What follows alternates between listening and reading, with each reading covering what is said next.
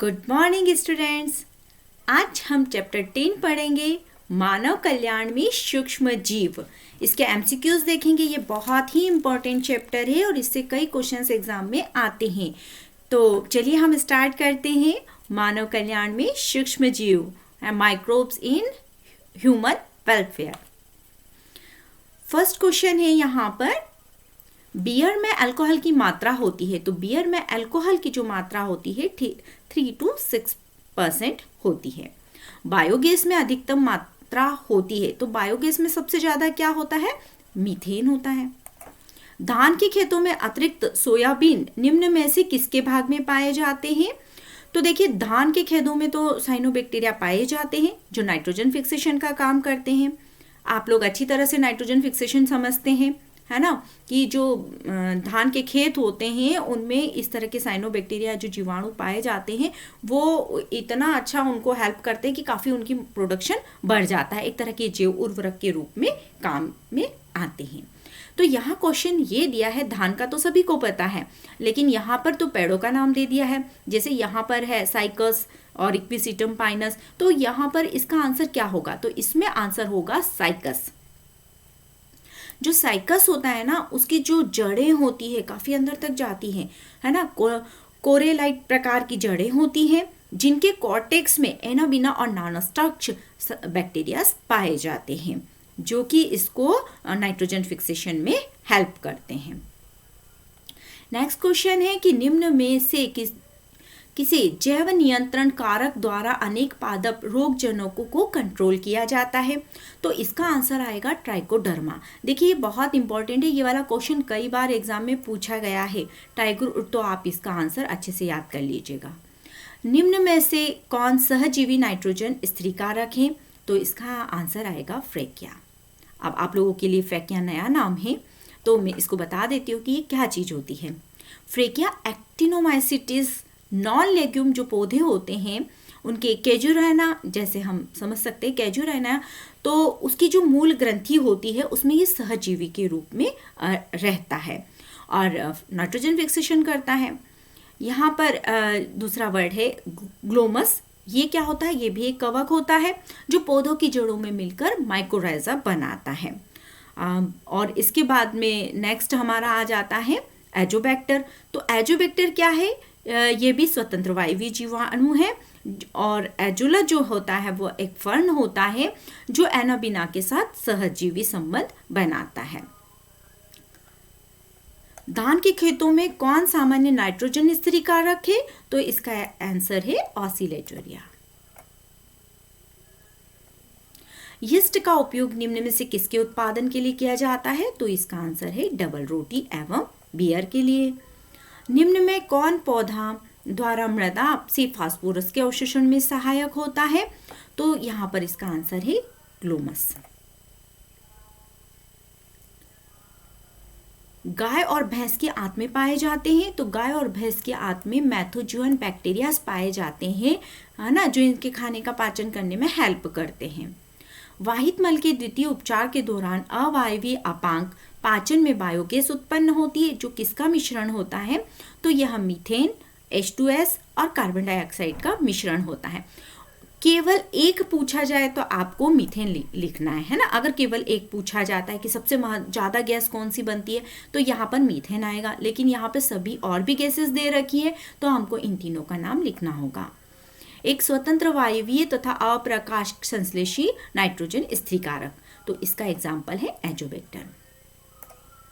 इसी से रिलेटेड और भी क्वेश्चंस हैं, तो इसको समझने के लिए पहले हमें इसे शॉर्ट में समझ लेना होगा, क्योंकि नाइट्रोजन स्थिरीकारक जो चैप्टर है यह बहुत इम्पोर्टेंट है और इससे आप किसी भी क्लास में रहेंगे ना, आपको क्वेश्चंस जरूर आएंगे, क्योंकि ये बहुत महत्वपूर्ण होता है एक पौधे के लिए। नाइट्रोजन, अगर नाइट्रोजन नहीं मिलेगा तो पौधे की ग्रोथ नहीं होगी, उसकी पत्तियां पीली पड़ जाएगी, वो खत्म हो जाएगा धीरे धीरे।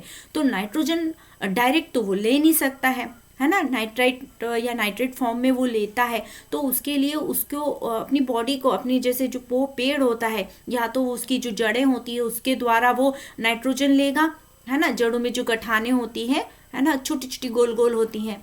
आप इसको देखना है तो आप चने के पेड़ में इसको इजीली देख सकते हैं। जो चने का पौधा होता है ना, उसमें छोटी छोटी गठाने लगती है, उसमें राइजोबियम सहजीवी के रूप में रहता है।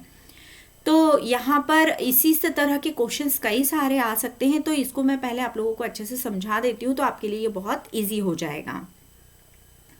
तो चलिए हम पहले इसको समझ लेते हैं। यहाँ पे जैव उर्वरक दे रखा है। इसे जैव उर्वरक क्यों कहते हैं? क्योंकि यह जीवों, सूक्ष्म जीवों के द्वारा तैयार किया गया फर्टिलाइजर है, जो कि नाइट्रोजन तो प्रोवाइड करता ही है, साथ में जिन पौधों को में ये उर्वरक के रूप में यूज में आता है तो काफ़ी प्रोडक्शन उनका बढ़ जाता है। अब इनको हम दो भागों में हम इनको डिवाइड कर सकते हैं। पहला जो होता है नाइट्रोजन फिक्सेशन करने वाले बैक्टीरिया जैव उर्वरक, और दूसरा हो जाता है फास्फोरस को घुलनशील बनाने वाले। तो फर्स्ट जो हमारे नाइट्रोजन फिक्सेशन करने वाले होते हैं, इनमें आएगा सहजीवी और असहजीवी। तो सहजीवी तो हम बचपन से ही सामान्य पढ़ते आए हैं। इसके अंतर्गत आएगा राइजोबियम, साइनोबैक्टीरिया और ब्लू ग्रीन एल्गी। और जो असहजीवी होते हैं, इनमें मोस्टली आएंगे ब्लू ग्रीन एल्गी। तो ब्लू ग्रीन एल्गी जो है उसमें आ जाएगा आपका नॉस्टक और एनाबिना। अब सेकंड इसमें जो आता है, इसी का जो सेकंड पार्ट हो जाएगा, है ना। यहाँ पर हमने ये पढ़ लिया ना सहजीवी। अब असहजीवी जो होती है, इसमें एक तो ये आ गया ब्लू ग्रीन एल्गी और सेकंड आ गया बैक्टीरिया। तो जो बैक्टीरिया है वह भी दो प्रकार के होते हैं, एक होता है वायवीय होते हैं और एक अवायवीय। तो जो वायवीय बैक्टीरिया है उसके अंतर्गत एजोबैक्टर, एजोस्पाइरिलम आता है, और अवायवीय में क्लोस्ट्रिडियम और क्लोरोबियम आता है। आपको ये नाम याद करने पड़ेंगे, कई ऑब्जेक्टिव इन्हीं पे बेस्ड आएंगे। नेक्स्ट है फास्फोरस को घुलनशील बनाने वाले, तो आप इनके भी नाम याद कर लीजिए, Pseudomonas striata, Bacillus, polymyxa, Fusarium, Aspergillus, आवामारी।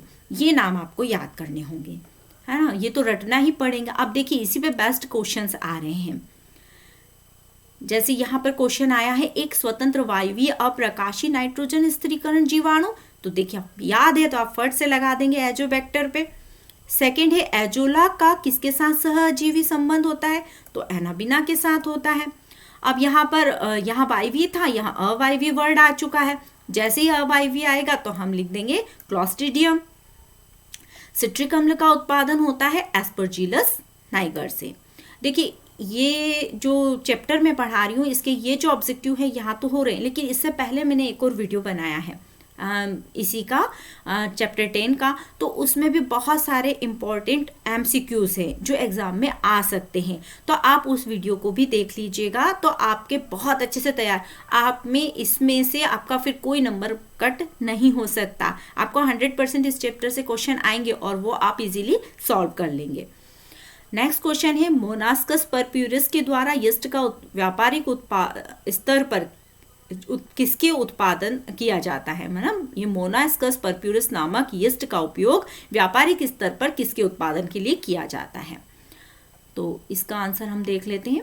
तो इसका आंसर आ जाएगा रक्त कोलेस्ट्रॉल को कम करने में ये सहायक होता है। निम्नलिखित में कौन सा वाहित मल उपचार में निलंबित हुए ठोसों को निकाला जाता है? तो जैसे आप लोगों ने ये चैप्टर पढ़ा होगा, तो सबसे पहले इसमें एक प्राथमिक उपचार होता है, दूसरा द्वितीयक उपचार होता है। प्राथमिक उपचार में हम ठोसों का निपटारण करते हैं, पहले छाना जाता है, फिर सेडिमेंटेशन किया जाता है। इसके अलग अलग प्रोसेस हैं। आप चैप्टर को पढ़ेंगे इजीली आपको समझ में आएगा। तो यहाँ पर क्या किया जाता है, वाहित मल में यदि ठोसों का सस्पेंडेड सॉइल को निकालना होता है तो इसको प्राइमरी ट्रीटमेंट दिया जाता है। ये नीट में आया हुआ क्वेश्चन है। टूडा लग इतना सरल रहा है, लेकिन हम लोग वहां भूल सकते हैं, इसलिए आप इसको अच्छे से याद कीजिएगा। निम्न में से कौन उसके द्वारा उत्पन्न उत्पाद के साथ उचित रूप से मैलित है ना, यानी कि इनसे मिल रहा है? तो देखिए एसिटोबैक्टर एसिटाई, ये तो प्रतिजैविक नहीं बनाता है, तो ये नहीं है सही। मेथेनोबैक्टीरियम लैक्टिकम, ये भी सही नहीं है, क्योंकि लैक्टिक अम्ल तो हमने लैक्टोबैसिलस बनाता है। फिर यहाँ पे पेनिसिलियम नोटिटम, तो ये एसिटिक अम्ल नहीं बनाता है, तो यहाँ पर इसके साथ क्या आ जाएगा, पेनिसिलियम बनाता है। तो इसका आंसर आ जाएगा सेकेरोमाइसिस सेरेवेसी एथेनॉल। ये भी बहुत इंपॉर्टेंट क्वेश्चन है। इसके साथ है कवक मूल किसके उदाहरण है? तो ये म्यूचुअलिज्म या सहपरोपकारिता के उदाहरण है। माइकोराइजा, तो क्या होता है कि जो पौधे होते हैं उनकी जड़ों में कुछ सहजीवी के रूप में कवक पाए जाते हैं। होता क्या है कि पौधा प्रकाश संश्लेषण करके खाना बनाता है और कवक नहीं बना पाता है, जबकि कवक का क्या काम होता है, जमीन से खनिज, लवण और जो पोषक पदार्थ थे उस पौधे को प्रोवाइड करना, ताकि अपना खाना आसानी से बना सके। और खाना बनाने के लिए खनिज तत्वों की भी जरूरत लगती है, तो दोनों को एक दूसरे की हेल्प हो जाती है, एक से खाना मिल जाता है, एक से पोषण मिल जाता है, तो दोनों बहुत अच्छे से अपनी लाइफ रखते हैं सेटल करके। तो ये क्वेश्चन भी बहुत इंपॉर्टेंट है। नेक्स्ट है, इसमें से हमको बेमेल चुनना है, तो बेमेल यहाँ पर होगा रोडोस्पायरम कवक मूल। ये कैसे होगा ये भी मैं आप लोगों को समझा देती हूँ। एक्चुअल में जो रोडोस्पायरम होता है ये ग्राम प्रकाश संश्लेषी जीवाणु होता है ना, जबकि एलनस, ये जो वर्ड दिया है ना एलनस, ये क्या होता है, एक पुष्पी पौधा होता है और इसके साथ किसका संबंध बनता है, फ्रैंकिया का संबंध बनता है, सहजीवी संबंध के रूप में रहते हैं ये। तो यहाँ पर तो बेमेल चुनना था, भाई दोनों की दोस्ती हो गई यहाँ पर। इसको देखें एनाबीना, तो एनाबीना नाइट्रोजन स्थिरक है, बिल्कुल सही है। राइजोबियम अल्फा अल्फा एक पौधा होता है और उसकी ये जो मूल ग्रंथियां होती है उसमें यह पाया जाता है, ये लेग्यूम पौधा होता है। नेक्स्ट क्वेश्चन, बीओडी जैव रसायन ऑक्सीजन आवश्यकता उन जलाशय के प्रदूषण के लिए अच्छा सूचक सिद्ध नहीं हो सकता जो बहिस्त्राव प्राप्त करते हैं। तो कहाँ से, तो इसका आंसर आएगा पेट्रोलियम उद्योग से। देखिए बीओडी भी बहुत इंपॉर्टेंट क्वेश्चन है, आपको इसकी डेफिनेशन भी एग्जाम में आ सकती है और इसके ऑब्जेक्टिव भी आ सकते हैं, यहाँ भी ये काफ़ी महत्वपूर्ण है। कार्बनिक अपशिष्ट से समृद्ध एक झील क्या प्रदर्शित करेगी, जहां कार्बनिक अपशिष्ट बहुत ज्यादा हो जाएंगे तो वहां पर क्या होगा, ऑक्सीजन की कमी हो जाएगी और वहां के जो जीव जंतु उसमें निवास करते हैं उनकी डेथ हो जाएगी। अल्कोहल का किण्वन किया जाता है किसके द्वारा, तो अल्कोहल का जो किण्वन किया जाता है वो यीस्ट के द्वारा किया जाता है। अल्कोहल से सिरका बनाने के लिए किसका प्रयोग किया जाता है, तो एसिटोबैक्टर एसिटाइट का प्रयोग किया जाता है, इसके द्वारा सिरका का बनाया जाता है। इसे विनेगर भी कहा जाता है। हमारे घरों में हम अचार और जैम जेली या सॉस केचप जो बनाते हैं उसको भी प्रिजर्वेटिव के रूप में हम सिरके का ही प्रयोग करते हैं। स्वाद में ये कैसा होता है, खट्टा होता है। निम्नलिखित में पेनिसिलिन प्रतिजैविक की खोज किसने की थी, तो यह अलेक्जेंडर फ्लेमिंग ने की थी। सीवेज में निम्नलिखित में से किस घटक की सबसे अधिक मात्रा होती है, तो यहाँ पर पानी सबसे ज्यादा होता है। ऑक्सीजन की वह मात्रा जो सीवेज में उपस्थित कार्बनिक पदार्थों के लिए वायवीय जैविक क्रिया के लिए आवश्यक होती है वह क्या कहलाती है, तो वह बीओडी कहलाती है। इसकी डेफिनेशन एक और है वो भी समझ लीजिए, उसी ये है कि 1 लीटर पानी में उपस्थित जो कार्बनिक पदार्थों की खपत होती है वह भी बीओडी कहलाती है। देखिए बहुत इंपॉर्टेंट है, इसके आगे भी आई लिखी देते हैं ना, ये चूंकि इंपॉर्टेंट है। तो बायोगैस में, तो बायोगैस में मैथेन होती है। बैसिलस थूरिनजिएंसिस वाणिज्य स्तर पर किसमें उपयोगी होता है, तो इसके द्वारा जैव कीटनाशी बनाए जाते हैं। इसके जो एक और नेक्स्ट वीडियो मैंने एक बना रखा है उसमें मैंने इसको बहुत अच्छे से, जो नेक्स्ट चैप्टर है ना 11-12, उसमें मैंने इसको बहुत अच्छे से समझा रखा है, आप उनको भी देखिएगा तो आपको ये इजीली समझ में आ जाएगा। जैव पीड़कनाशी का उपयोग निम्न में से किस को कंट्रोल करने के लिए किया जाता है, तो कीटों को, रोगों को और खरपतवार सबके लिए किया जाता है। आप इस वीडियो को जरूर देखिएगा, लेसन 11 और 12 वाली, तो ये आपको बहुत अच्छे से, क्योंकि इससे भी क्वेश्चन आते हैं। निम्नलिखित में कौन सा जीव जैव उर्वरक का कार्य करता है, तो एजोला। जैव उर्वरक मुख्य स्रोत होते हैं, तो देखिए जीवाणु भी होते हैं, कवक भी होते हैं। देखिए माइक्रोराइजा बनाते हैं, जीवाणु सहजीवी असहजीवी दोनों रूप में रहते हैं। साइनोबैक्टीरिया भी धान का प्रोडक्शन बहुत अच्छा करते हैं, तो इसका आंसर उपरोक्त सभी आ जाएगा। लैक्टिक एसिड बैक्टीरिया द्वारा दूध से दही में परिवर्तन किस विटामिन की वृद्धि होती है। देखिए एक तो ये तो B12 तो हो ही गया है, साथ में ये क्वेश्चन तो अपने आप में बहुत इंपॉर्टेंट है कि दूध से दही का बनना, तो इसको भी आप बहुत अच्छे से याद कीजिएगा। वाहित मल के प्राथमिक उपचार में निम्न में से कौन प्रयुक्त होता है ना, कौन मुक्त होता है, तो यहां पर आ जाएगा स्थिर कण। प्राथमिक उपचार में हमने ठोसों का निपटान अभी एक और क्वेश्चन देखा था। अपशिष्ट जल उपचार एक बड़ी मात्रा में स्लज बनाता है जिसे उपचारित किया जाता है ऑक्सीडेशन के द्वारा। तालाब का ऑक्सीकरण किया जाता है इसमें। मेथोजोन्स निम्न में से किसमें नहीं पाई जाती है?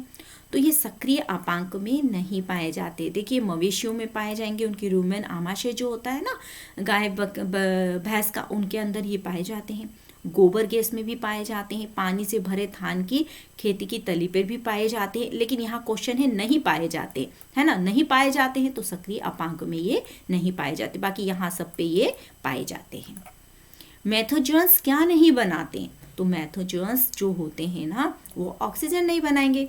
नाम से ही हमें समझ में आ रहा है कि वो क्या बनाएंगे, मेथेन गैस बनाएंगे। निम्न में से कौन सा नाइट्रोजन स्थिरीकर्ता जीव नहीं है? तो यहाँ पर आंसर है सुडोमोनास। ये तो अभी हम पढ़ चुके कि एनाबिना भी है, एजोबैक्टर नॉनस्टॉक भी है, तो फिर यहाँ सुडोमोनास आएगा। मुक्त जीवित कवक ट्राइकोडर्मा का उपयोग, तो ये पादपों का जैव नियंत्रण में किया जाता है। रेबीज वायरस होता है, तो रेबीज वायरस कैसा होता है? इकरे स्ट्रेन का आरएनए होता है। पादप वायरस कोशिकाओं में कहाँ से प्रवेश करते हैं? तो ये किसी भी चोट लग जाती है, पौधे को थोड़ा सा कट हो जाता है तो वहां से वो उसमें इंटर कर जाते हैं। वायरस का आनुवांशिक पदार्थ, तो डीएनए, आरएनए और कुछ भी हो सकता है, इन दोनों में से एक न्यूक्लिक अम्ल तो होना ही जरूरी है।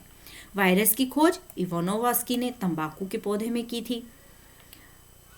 विरियन होते हैं, एक प्रकार के ये वायरस ही होते हैं। निम्न में से किस विषाणु का डीएनए डबल हेलिक्स होता है? तो हेपेटाइटिस बी का जो डीएनए होता है वो डबल हेलिक्स या द्विसूत्री होता है। निम्न में से कौन सा अंतरकोशिकीय अविकल्पी परजीवी है? तो वायरस जो होता है अंतरकोशिकीय अविकल्पी परजीवी होता है। वायरस में क्या एब्सेंट होता है? तो ऊर्जा विमोचन ये नहीं करता है, द्विगुणन करेगा, प्रोटीन सिंथेसिस करेगा और उत्परिवर्तन, तीनों आएंगे। एक सूत्रीय नाभिक अम्ल पाया जाता है 174 में। सर्पिल रूप से कुंडलित बैक्टीरिया क्या कहलाता है? तो इसका नाम स्पाइरेला है। देखिए बैसिलस तो एक छड़ के आकार का हो जाएगा, बिल्कुल ऐसा डंडा जैसा हो जाएगा, तो ये बैसिलाई हो गया। कोकाई में बिल्कुल गोला बिंदु जैसा हो जाएगा और विब्रियो में एक बिंदु को थोड़ा सा कॉमा जैसा कर दीजिए, इस तरह का, है ना। इसके पहले मैंने और भी वीडियो बना रखी है, उनमें इनको बहुत अच्छे से समझा रखा है। तो इस तरह का एक बिंदु नुमा हो जाएगा, इसे कॉमा लगाते हैं ना हम, इस तरह का, तो ये विब्रियो हो जाएगा। स्पाइरेला में क्या हो जाएगा? ये स्पाइरल शेप हो जाएगा, है ना। निम्न में से कौन सा आनुवांशिक बाह्य पदार्थ? तो आनुवांशिक बाह्य पदार्थ जो होता है वो प्लाज्मिड होता है। जीवाणु जिसके द्वारा पूरे शरीर में फ्लैजिला पाए जाते हैं वो क्या कहलाता है? तो वो जिसके में पूरी बॉडी में पाए जाते हैं। देखिए इस तरह का स्ट्रक्चर हो जाएगा इसका, जैसे ये एक बैक्टीरिया है और इसमें पूरी तरफ चारों तरफ इस तरह से अगर ये पाए जाते हैं फ्लैजिला, तो इसे पेरिट्राइकस कहा जाता है। ये इसका आंसर हो गया। मोनो में क्या हो जाता है? एक ही होगा। अगर मोनो बोलेंगे तो कैसा हो जाएगा? ये मोनो का बना देते हैं, एक इसमें है। और एट्राइकस यानी कि इसमें कुछ भी नहीं होगा। इस तरह से इनके अलग अलग नाम हैं। सेफेलोटाइकस जो हो जाएगा उसमें ऊपर की तरफ हो जाएंगे 2-3। अब इस्चीरिया कोलाई, नेक्स्ट क्वेश्चन हमारा, इस्चीरिया कोलाई पाया जाता है, तो ये कहाँ पर पाया जाता है? पानी में, कौलान में, मिट्टी में या कार्बनिक भोज्य पदार्थ में? इसका आंसर है कौलान या आंत में पाया जाता है।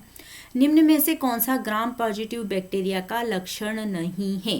तो इसकी बाहरी झिल्ली पाई जाती है, ये लक्षण नहीं है इसका। जीवाणु फ्लैजिला एटीपीज क्रियाशीलता 9+2 संगठन प्रदर्शित नहीं करते, ये क्या होते हैं? रासायनिक रूप से फ्लैजिन्स होते हैं। प्लास्टिड्स किसके अतिरिक्त गुणसूत्री आनुवांशिक पदार्थ हैं? तो ये बैक्टीरिया। देखिए बैक्टीरिया में जो इनका जेनेटिक मटेरियल होता है वो फैला हुआ तो नहीं होता है, एक विशेष प्रकार के प्रोटीन के साथ ये उसकी जो सेल होती है उसमें कहीं भी ये सेट रहता है ना। लेकिन इसके अलावा इसमें प्लाज्मिड्स पाए जाते हैं। एक क्वेश्चन पहले भी आया है ये प्लाज्मिड का, तो वो बैक्टीरिया में पाए जाते हैं, है ना।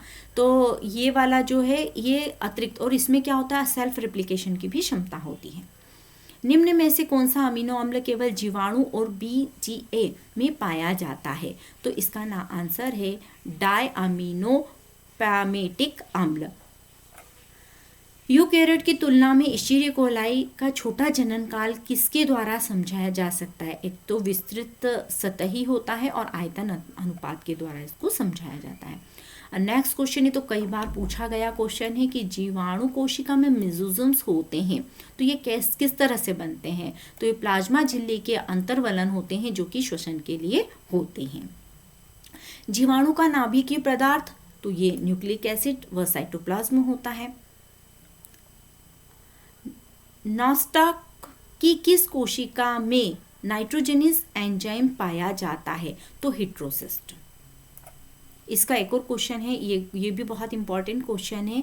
नॉस्टॉक निम्न क्रिया के लिए जाना जाता है। तो नॉस्टॉक जो होता है ना, प्रकाश संश्लेषण और स्थिरीकरण दोनों काम ये कर लेता है। और हिट्रोसिस्ट तो आप याद कर लीजिएगा। कौन सा आवश्यक घटक ब्लू ग्रीन एल्गी में पाया जाता है? तो इसमें सभी पाए जाते हैं। पेक्टिन का अधिक मात्रा में स्त्रावण होता है। फाइकोसाइनिस प्रभावी वर्णक के रूप में प्रेजेंट होता है। इसमें प्लास्टिस नहीं पाए जाते हैं। तो ये आंसर इसका।